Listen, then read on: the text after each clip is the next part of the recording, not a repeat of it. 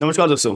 अभी recently supreme Court of India ने अपना एक बहुत इंपॉर्टेंट जजमेंट पास करा है और इस जजमेंट के बेसिस पे हमें एक नई बात के बारे में पता लगा है। क्योंकि हमने क्या देखा, यहाँ पे सामने क्या आ रहा था कि अगर कोई भी हाई कोर्ट ने अपना कोई जजमेंट पास करा है तो उसकी रीजनिंग भी तो दी जाएगी कि एक्चुअल में हाई कोर्ट ने क्या फैक्ट्स को कंसीडर करते हुए एक पार्टी के फेवर में जजमेंट दिया है और दूसरी पार्टी के फेवर में जजमेंट नहीं दिया है। तो जो पार्टीज होती हैं उनको आपस में पता तो होना चाहिए, भैया हाई कोर्ट ने या कोई भी पर्टिकुलर कोर्ट ने मेरे फेवर के अंदर जो जजमेंट दिया है उसका पीछे का रीजन क्या है। अब यहां पे क्या होता था, जो पर्टिकुलर हाई कोर्ट्स होते हैं वो जजमेंट तो पास कर देते हैं लेकिन उसके पीछे का रीजन नहीं बताते कि हमने पर्टिकुलर ये जजमेंट प्रोनाउंस करते दौरान ये अपना फैसला क्यों सुनाया है। तो यहां पर पार्टीज अपना कंफ्यूजन में बनी रहती है, यार मैंने ऐसी क्या गलती कर दी होगी केस के अंदर जिसकी वजह से मैं केस हार गया या सामने वाली पार्टी केस जीत गई है वगैरह वगैरह। अब जो पार्टी जीत गई है उससे तो कोई प्रॉब्लम नहीं है, भैया मेरे फेवर में जजमेंट आ चुका है, बात खत्म हो जाती है। अब जो पार्टी हार जाती है तो उस केस में उस पर्टिकुलर पार्टी के मन में कंफ्यूजन बन के रह जाती है कि एक्चुअल में मेरे केस में ऐसी क्या गलती हो गई थी जिसकी वजह से जज साहब ने मेरी बात को कंसीडर नहीं करते हुए और मेरे फेवर में जजमेंट पास नहीं करा है। तो यहां पे क्या होता था, बतेरे महीने बीत जाते थे अपना पर्टिकुलर ये चीजों को इंतजार करते हुए कि हाई कोर्ट जज साहब अब मेरे पर्टिकुलर जजमेंट के बारे में रीजन देंगे कि हाई कोर्ट ने क्या फैक्ट्स को कंसीडर करते हुए अपना जजमेंट दिया था। तो यही अपना एक केस गुजरात के अंदर, गुजरात हाई कोर्ट के अंदर अपना चल रहा था। तो यही अपना एक particular case Gujarat high court के अंदर अपना चल रहा था। गुजरात हाई कोर्ट ने अपना जजमेंट पास कर दिया, ठीक है, अपना जजमेंट पास कर दिया 2023 के अंदर एक पार्टी के फेवर में और दूसरी पार्टी के फेवर में नहीं किया, वो दूसरी पार्टी हार गई। अब वो इंतजार करती रही कि हाई कोर्ट साहब जो है अब मेरे जजमेंट जो इन्होंने दिया है अब इसका रीजन देंगे। तो ये करते करते अप्रैल 2024 का टाइम पीरियड आ गया, ठीक है, ये मार्च 2023 है, ये मार्च 2023 है। तो करते करते अप्रैल 2024 आ गया। अब एक बात बताओ, पूरा एक साल से ऊपर अपना बीत चुका है, हाई कोर्ट ने अपना रीजन नहीं दिया है कि जजमेंट हमने जो डिलीवर करा उसके पीछे का रीजन क्या है। तो यहां पे पार्टी अपना इंतजार करते करते बहुत परेशान हो चुकी थी कि भाई मेरे केस में गलती कहां आई है। तो यहां पर पार्टी चली गई अपना सुप्रीम कोर्ट ऑफ इंडिया कि जज साहब एक बात बताओ, यहां पे कोई गाइडलाइंस तो है ही नहीं कि जज साहब जो है वो अपनी मनमर्जी कर रहे हैं कि वो अपना जजमेंट का मुद्दे की बात बता देते हैं लेकिन उसके पीछे का जो रीजन है वो बताते ही नहीं है। तो यहां पे तो गलती जो है वो पर्टिकुलर हाई कोर्ट के जज साहब के द्वारा करी जा रही है, अपनी मनमानी अपनी चलाई जा रही है। तो ऐसे केस में सुप्रीम कोर्ट ने इस बात को एग्री करा कि हां यहां पे बहुत सारे कोर्ट्स, बहुत सारे हाई कोर्ट्स अपनी गलती कर रहे हैं। और इनफैक्ट हमने बहुत सारे प्रीवियस जजमेंट में ये बात बोला हुआ है कि हाई कोर्ट के जो जज साहब होंगे उनको जो है अपना जजमेंट प्रोनाउंस करते दौरान रीजन देना, उसी दौरान रीजन देना जरूरी है।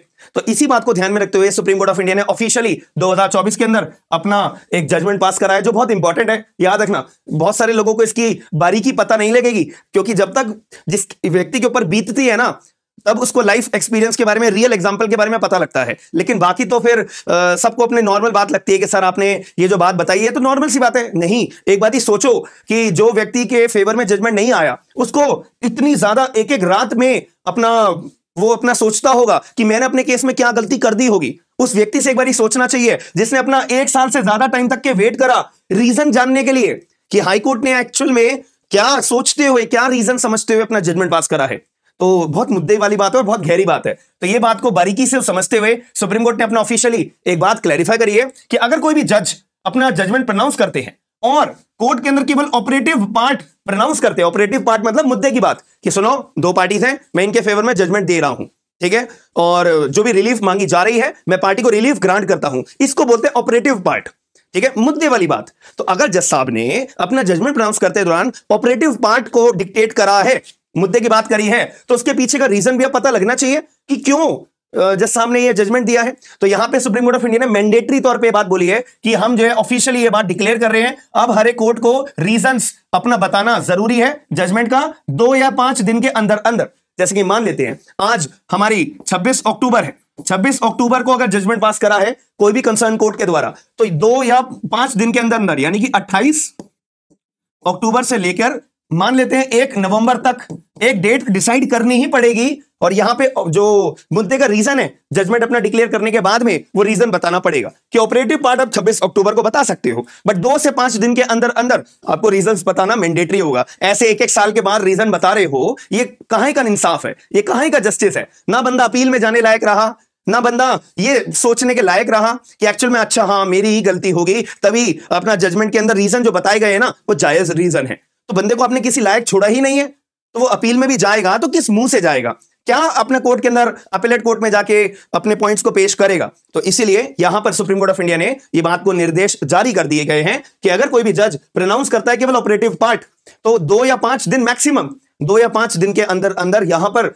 पर्टिकुलर कंसर्न हाई कोर्ट को जो रीजन है उस पर्टिकुलर जजमेंट का जो दिया गया है बताना पड़ेगा। बात खत्म। अब ये बात लिखी कहां है हमारे जजमेंट में, और ये सुप्रीम कोर्ट ऑफ इंडिया का जजमेंट का नाम क्या है, रतिलाल जावीर भाई Parmar and others versus state of Gujarat. अब ये गुजरात हाई कोर्ट की बात मैंने जैसे सबको बताई है ना, ये उसी की बात थी। तो 2024 के अंदर ये जजमेंट अपना अनाउंस करके ये बात को क्लैरिफाई कर दिया गया है। अब एक और मैं बात बताता हूं, मैंने अब थोड़ा सा एक पैटर्न चेंज करा है, ठीक है। मेरा ये मानना है कि आप जुडिशरी की तैयारी भी करते होंगे या कोई भी कॉम्पिटेटिव एग्जाम की तैयारी भी करते होंगे या आप एक एडवोकेट भी होंगे, तो आपको जजमेंट के अंदर जो मुद्दे की बात है ना, मैं यहां पे हेडिंग पे लिख दिया करूंगा, रेफर कर दिया करूंगा कि आपको ये मुद्दे की बात के लिए कौन सा इंपॉर्टेंट पेज है। पेज नंबर 15 की तरफ मैं जाता हूं तो ये आपको मेरी ज्यादातर वीडियोस में ये चीज देखने को मिलेगी। और ये जजमेंट की अगर आपको कॉपी चाहिए होगी ना, तो टेलीग्राम ग्रुप हमारा है स्मार्ट एंड लीगल गाइडेंस के नाम से, डिस्क्रिप्शन बॉक्स के अंदर लिंक भी मिल जाएगा। और आप अगर एप्लीकेशन मेरी डाउनलोड करके रखे हुए हो तो वहां पे फ्री मटेरियल होता है, वहां पे आपको ये सारे जजमेंट्स भी मिल जाएंगे।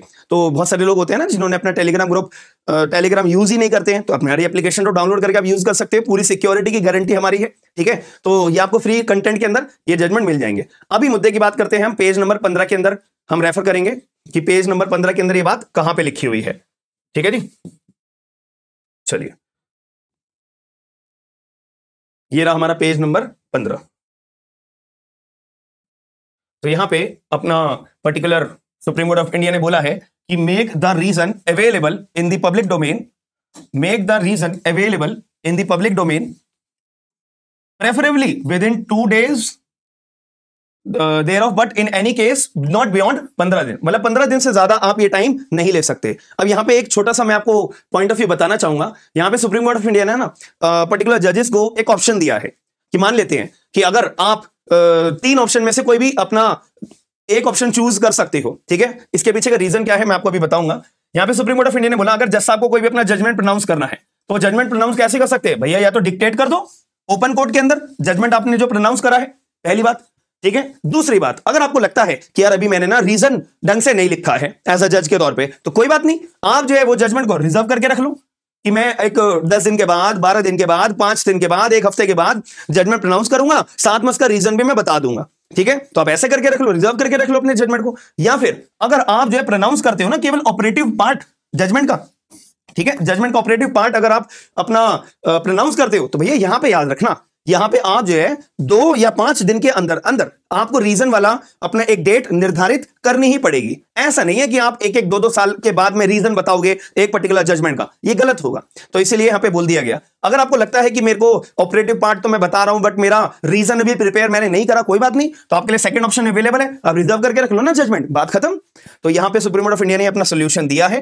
पेज नंबर 15 जो मैंने आपको बताया था, इसीलिए रेलेवेंट है कि 2 दिन के अंदर अंदर या 5 दिन के अंदर अंदर आपको, अगर आप थर्ड वाला ऑप्शन चूज करते हो अपना जजमेंट प्रोनाउंसमेंट के लिए, तो ये आपको अपना सॉल्यूशन रखना पड़ेगा। तो आपका क्या मानना है, ये सुप्रीम कोर्ट ऑफ इंडिया ने अपना जो ऑफिशियल जजमेंट जारी करके एक डाउट को क्लैरिफाई करा है और मुसीबत को एक अपना बहुत शटडाउन करा है। तो आपका क्या मानना है एक बार मुझे चैट बॉक्स के अंदर जरूर बताइएगा। और अगर आप लोग अपना एबी के एग्जाम की तैयारी कर रहे हो या फर्दर एग्जाम्स की तैयारी कर रहे हो, तो ये बैचेस अवेलेबल है। एक नया बैच आने वाला है कुछ टाइम के अंदर अंदर, तो ये बहुत इंपॉर्टेंट बैच है भारतीय साक्ष्य अधिनियम का, जो बहुत इंपॉर्टेंट, मैं आपको एक एक चीज उसके अंदर पढ़ाने वाला हूं। जैसे जो बच्चे जुड़े हुए हैं भारतीय साक्ष्य अधिनियम के बैच में, वो मेरी काबिलियत को अच्छे से जानते होंगे। और टीपीए का बैच जिसने ज्वाइन करा था, और फैमिली लॉ का बैच जो ज्वाइन कर बैठे हुए हैं, कॉन्स्टिट्यूशन का बैच जो भी पढ़ रहे हैं, और एआईबी के जो अपनी तैयारी कर रहे हैं, तो उनके लिए भी। और आप लोग अगर नए व्यूअर्स हो और नए अगर एप्लीकेशन पे हमारी ज्वाइन होना चाहते हो, तो आपके लिए भी मैं इंफॉर्मेशन देना चाहूंगा